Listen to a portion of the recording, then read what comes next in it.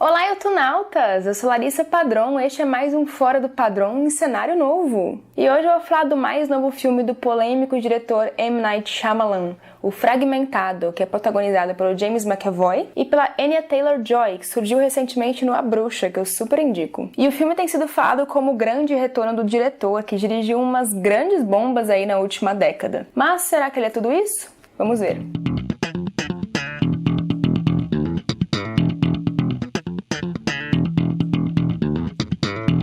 Para começar, eu vou avisar que essa crítica tem spoiler, mas eu vou guardar os principais spoilers pro final e vou colocar na descrição do vídeo também quanto tempo você tem que parar de ver. Porém, eu realmente acredito que sua experiência vai ser melhor se você não souber nada, nem a sinopse a respeito dele, então eu sugiro que se você não assistiu, você realmente nem veja esse vídeo. Mas se você não é tão sensível assim, eu te aviso. Fragmentado é dirigido pelo M. Night Shyamalan, que estourou na carreira com O Sexto Sentido e também dirigiu Corpo Fechado, Os Sinais, que foram um grande sucesso de bilheteria. E eu não entendo essa coisa que existe que é meio ame ou odeie o Shyamalan, que também existe com o Nolan. Parece que você tem que ou amar ou odiar. Eu só conheço gente que tá num desses extremos, não pode ficar no meio termo. E diretores, como todas as pessoas no mundo, na vida real, têm qualidades e defeitos. Mas eu entendo a birra com ele, porque ele é um pouco arrogante e ele continua cometendo os mesmos defeitos há mais de uma década. Parece que você não tá aprendendo muito com ele, amigo. Mas eu não vou falar da carreira dele como um todo, porque teve vários filmes dele que eu não vi. Como eu falei no programa de filmes duvidosos, se tá todo mundo falando mal, às vezes eu evito, e foi meio que isso que aconteceu a partir do A Dama na Água, que é onde as pessoas falam que realmente a carreira dele começou a desandar. Mas eu acho que já tem alguns sinais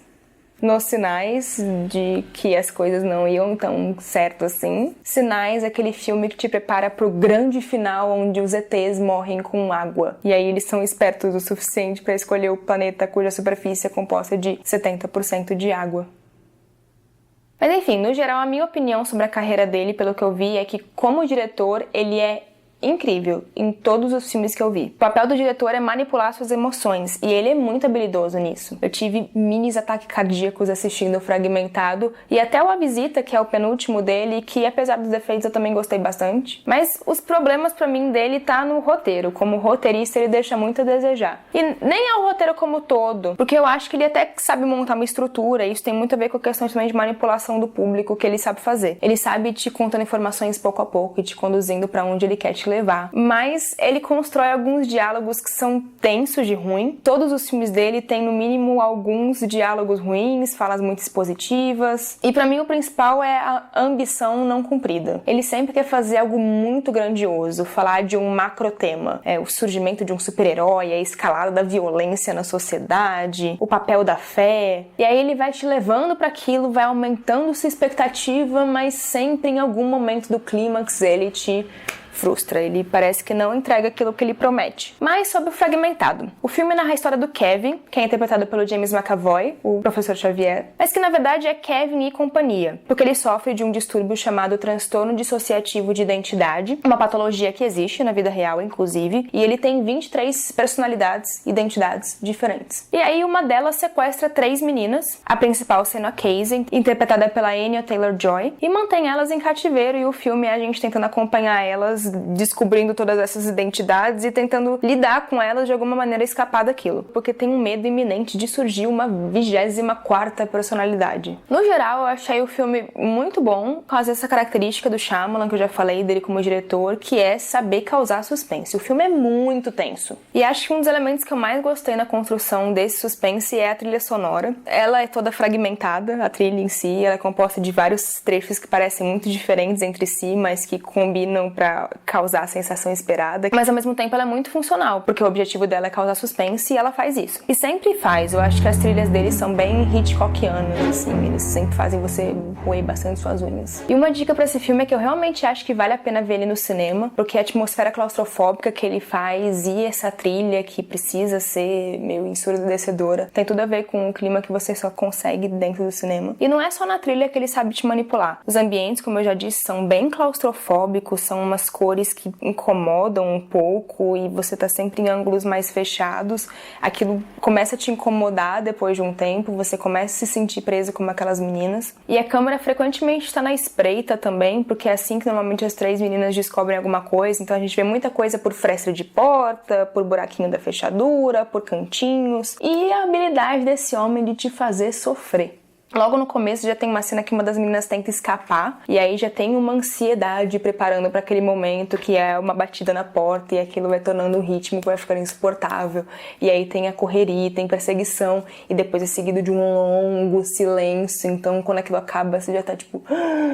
Depois, um outro momento que na verdade naquele momento é ela, tá com uma faca na mão e a cena demora muito, muito. E na verdade ninguém tá correndo nenhum risco efetivo e real naquele momento, mas ele faz a cena demorar tanto que você acha que tá todo mundo constantemente em risco. E ele faz um plano detalhe na faca porque ele constrói esse medo que na verdade está só na sua cabeça, assim como está só na cabeça das meninas no filme. E ele consegue fazer isso de uma maneira bem orgânica e ao mesmo tempo colocar várias coisas que são marcas registradas, que são características do cinema autoral dele. Como, por exemplo, os espelhos, os reflexos. Então o Kevin, quando tá com 2 personalidades simultâneas, por exemplo, nunca parece que de repente ele está de um jeito e de repente ele vira e está do outro. É sempre trabalhado isso através de reflexos ou através de cortes, que realmente parece um diálogo entre 2 pessoas. Tem a questão da aparição dele, que também é uma marca registrada dele, que também é algo bem Hitchcockiano. Nessa cena ele aparece como um assistente lá no computador, numa cena que é bem descartável. E ele tem um lance com espirais também, que também aparece nesse filme, que aqui é a escada no prédio da psicóloga, que tem uma escada espiral bem grande,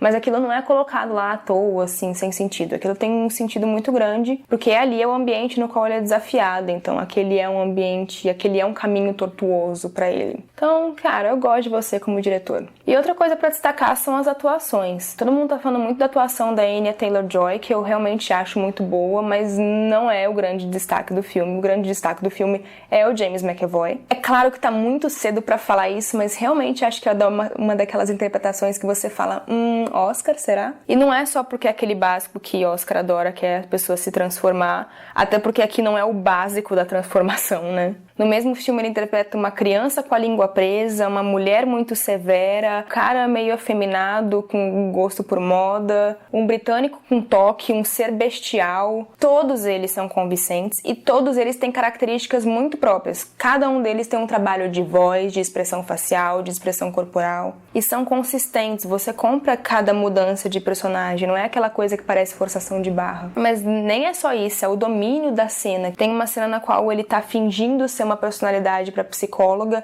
mas a psicóloga saca e começa a desafiar ele e ele começa a ser perturbado por algumas lembranças e no meio dessa terapia ele muda de personalidade. E ele faz isso enquanto revive um trauma mentalmente, então você consegue ver a expressão dele transtornado e os olhos meio marejados. É aquele tipo de cena que você fala, nossa, amigo, parabéns. Mas o filme tem problemas também e adivinhe, eles estão no roteiro.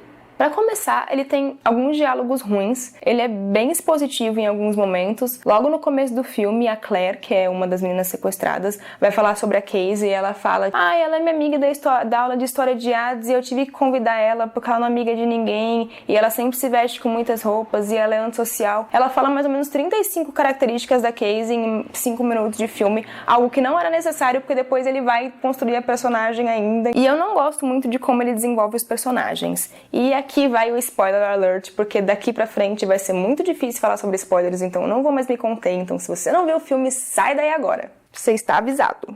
Primeiro tem o Kevin, que é a personalidade de verdade, é o nome de batismo ali do personagem do James McAvoy, e você fica o filme inteiro esperando pra ele aparecer, e é sem graça quando ele aparece. Parece, inclusive, que é a única cena do filme que o James McAvoy tá interpretando mal. E em seguida, logo depois disso, parece que várias personalidades tentam tomar o corpo dele ao mesmo tempo, surgem umas 5 personalidades ao mesmo tempo, o que não faz a menor lógica dentro do que ele criou pra TDI, aquilo ficou bem forçado e ficou até um pouco ridículo.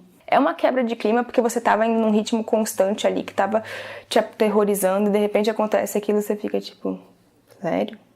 A Casey é a personagem mais bem desenvolvida, na minha opinião. É uma menina que é bem introvertida, bem antissocial, mas você vai entendendo aos poucos por quê, porque você consegue compreender que ela foi vítima de um abuso, que ela ainda é vítima de um abuso, inclusive. E eu acho até tocante a maneira como ele aborda o medo que a mulher tem constantemente ao ser vítima, que é diferente do medo que o homem tem a ser vítima. Mas eu achei desnecessário gastar tanto tempo assim abordando os flashbacks do abuso dela, sendo que aquilo não é tão necessário assim a trama. Ok, é importante para a construção da personagem, mas não para a trama. Então, pra que ir construindo aqueles flashbacks e te mostrando um pouco como que se aquilo fosse uma grande revelação que vem só no final? Qual o sentido daquilo? É pra Fera ver que ela era uma vítima de abuso e, portanto, ela era pura e deixá-la viver? Primeiro, isso é ridículo. É um ser animalesco, é um ser que age por instinto. Ele anda na parede de tão animalesco que ele é. Ele come pessoas vivas. Aí tá lá aquele cara louco, completamente movido por um instinto animal e de repente ele vira: ah não, amiga, calma aí, você acabou de me dar 2 tiros de espingarda, mas você tem umas cicatrizes. Desculpa, não tinha visto. Pode ir, tá liberada. E é isso, ela tem cicatrizes, ela tem marcas corporais, não precisava ter dedicado todo aquele tempo em flashbacks. E aí você gastou todo esse tempo construindo essa personagem, mas você não gastou o tempo necessário para construir o personagem que a gente precisava ver construído. A gente precisava entender quais são as motivações, o que levou o Kevin a ficar daquele jeito. Você simplesmente tem que aceitar que ele é assim e pronto, ele não tem a mesma construção que ela tem. A gente sabe muito menos dele do que dela. A psicóloga dá algumas dicas, também dá dicas de que ele também sofreu abuso na infância, mas são pequenas dicas. E o plot twist do filme é isso, é o surgimento de um super vilão, desse vilão bestial, e não foi ele que foi desenvolvido durante todo o filme. E a personagem da psicóloga, que eu achei bem fraca, porque eu acho que é inclusive contraditória a maneira como ela age várias vezes. O Kevin, que é a personalidade principal, que é o dono daquele corpo, não aparecia nas sessões faziam 2 anos e ela não fez nada a respeito. Em determinado momento, ela inclusive chama uma das personalidades dele de monstruosa, que é o tipo de coisa que nenhuma psicóloga faria. E ela acredita em coisas que não fazem o menor sentido para a psicologia. Por exemplo, ela acredita que o TDI pode meio que desenvolver superpoderes nas pessoas, que o TDI pode explicar coisas sobrenaturais, porque é como se as várias personalidades se somassem e desenvolvessem algo mais superpoderoso. E eu acho isso um pouco irresponsável, porque o TDI é uma patologia que existe. Existem pessoas por aí no mundo sofrendo com isso na vida real. E você colocar isso como se isso pudesse desenvolver superpoderes ou uma super força nas pessoas, e principalmente você colocar uma pessoa que sofre disso como um assassino, e um assassino brutal, diga-se de passagem. Pessoas que sofrem de patologias, pessoas que sofrem de distúrbios psicológicos, elas já são bastante estigmatizadas. Eu achei desnecessário porque ele simplesmente poderia ter inventado uma doença fictícia, pronto, resolvido. Pra que pegar uma que já existe se você não é nem cientificamente fiel a ela? Porque ele não é. É possível trazer a personalidade real dele falando o nome dele completo. Ele é o Beetlejuice, por acaso? Inclusive, para quem quiser ler mais sobre o TDI, eu vi um artigo ótimo que narra alguns casos reais. Eu vou deixar o link pro artigo aí na descrição do vídeo. Então é isso, eu acho que ele constrói esse clima, que ele constrói muito bem, que é um clima muito poderoso, e você vai percebendo que, ok, vai ter alguma coisa relacionada ao abuso, e no final eu acho que ele não entrega. Eu acho que o desfecho parece meio feito nas coxas. Ok, a fera suja, deixa a menina passar por causa de umas cicatrizes, beleza. Mas tem o grande segundo plot twist. Esse filme é uma continuação, basicamente, de Corpo Fechado, o filme que ele dirigiu em 2000. E o que indica isso é a presença do Bruce Willis ali, falando sobre o Mr. Glass. Ele te dá algumas dicas sobre essa conexão ao longo do filme. Tem uma hora em que o personagem, uma das personalidades do Kevin, fala que ele é algo como unbreakable. E depois tem vários elementos que mostram que eles estão no mesmo universo. Eles falam que o pai do Kevin deixou ele num trem e pra se transformar na fera ele entra num trem. E aquele trem é o mesmo trem do acidente do Corpo Fechado. Mas não vai muito além do que esses pontos comuns na trama, que são meio que easter eggs. E isso porque o Corpo Fechado é um filme que fala sobre o surgimento de um super-herói na vida real. E o Fragmentado é sobre a origem de um super-vilão, que é o personagem da Fera. Então são 2 filmes de origem e a Fera escapa no final, então o que será que ele vai aprontar agora? Veremos no terceiro filme que o Shyamalan já declarou que tem sim a intenção de fazer, unindo os 2 personagens, e eu tô muito ansiosa pra ver esse filme, porque se o problema é roteiro, tipo, dane-se, todo filme de super-herói tem um roteiro meio bosta mesmo. Pelo menos a gente vai ter um diretor foda assumindo, alguém que dá sempre uma pegada totalmente diferente do que a gente tá acostumado a ver, e eu acho que isso vai ser muito interessante de assistir. Então é isso, eu gosto de Fragmentado, eu acho as qualidades superiores aos defeitos, mas é que eu me empolgo um pouco mais pra falar de defeitos. Mas me fala aí nos comentários aqui e nas redes sociais o que você achou do filme, quais são as suas impressões. Se tiver spoiler, avisa pros amiguinhos, né? Não se esqueça de se inscrever caso ainda não seja inscrito e divulgue esse canal, manda pros seus amigos, manda pra galera, faz as pessoas se inscreverem também. Acessem também o Cinema de Boteco, também tem crítica de Fragmentado lá, eu vou deixar o link aí em cima e volte sempre!